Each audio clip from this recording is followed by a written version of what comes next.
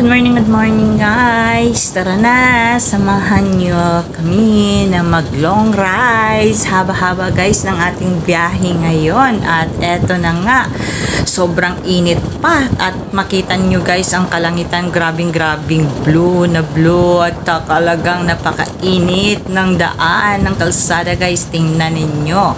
At eto, samahan nyo kami guys. At pupunta lang tayo sa Alubo Daraga International Airport. So, may kukunin lang kami doon guys. At syempre, para naman ay tayo ay makapagbiyahe na. Okay, kaya medyo may kalayuan siya guys, sa kalsada talaga ang bagong airport ng Daraga, Albay. So, Daraga International Airport guys, malayo talaga siya sa pinaka-sentro. So, kailangan talaga na may sasakyan ka at sasadyain lang talaga doon.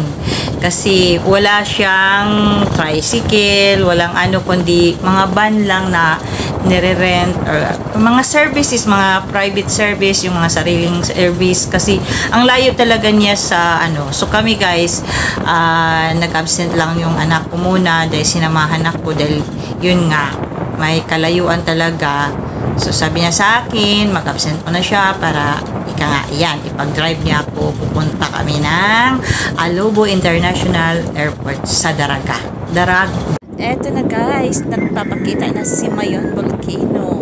Hindi siya gaano klarado guys kasi may ulap siya. At kahit saan man kayo mapupunta, pagliko, diretso, nagpapasilip si Mayon Volcano.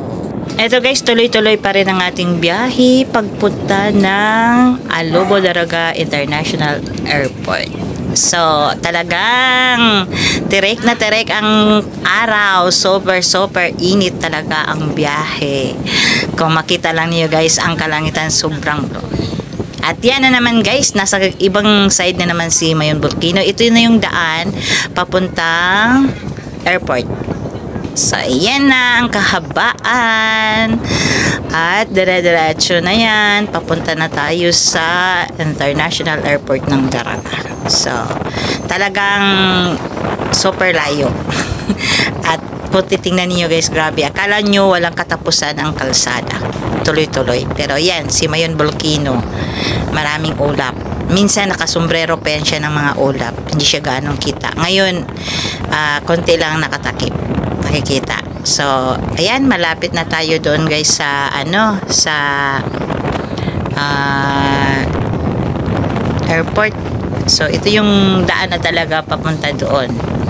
Kaya, bago ka pa makarating doon, super haba pa ng biyahe. Di ba? So, ayan. At, diyan na tayo ngayon papasok sa ano, malapit na tayo sa katotohanan. Ayan, grabing init talaga. Ayan na guys, ang ano, papasok pa tayo dyan. Ayan, panibago na namang gate guys. At yan na yung last at pupunta na tayo dun sa pinaka airport. At eto na guys yung Daraga International Airport. So, dumating na tayo. Ayan. So, thanks for watching.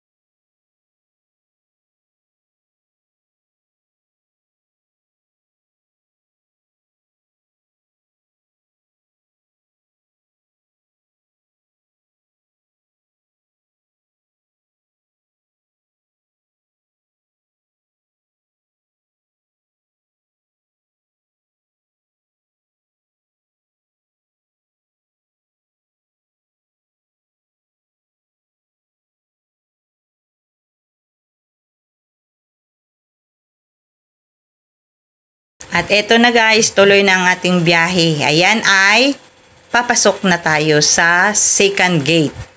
So, doon na makukuha mo yung oras, kung ilang minutes ka doon magstay, or siyempre pag naglagpas ka ng 15 minutes, may ano na yung parking guys, may bayad na. So, ito, on the way na tayo sa airport. Daraga International Airport. Ayan, malapit na tayo sa airport guys. So, ayan si Mayon Volcano. Nagpapapansin ang Mayon Volcano. Diba? Ang ganda ng mga daanan, at kahit mainit, mag-green pa ang mga damo at mga punong kahoy. Ayan, tingnan niyo guys, sa sobrang layo oh. May kalayuan pa talaga ang Kaya hindi biro na pag nagbiyahe ka papunta doon, kailangan talaga yung mga may sasakyan or mag-rent ka ng sasakyan para airport na Daraga International Airport. So, hindi ko siya makuhanan guys kasi mahirap pagkuhanan yung pangalan niya. Yung pangalan kasi niya guys nandun mismo sa daanan ng mga sasakyan. So, bawal doon. At mag-inquire, magtanong sa mamang guard kung saan banda yung dahil alam nyo guys, kahit taga Bicol kami at first timer kaming nakarating dito sa airport na ito, syempre kasama talaga si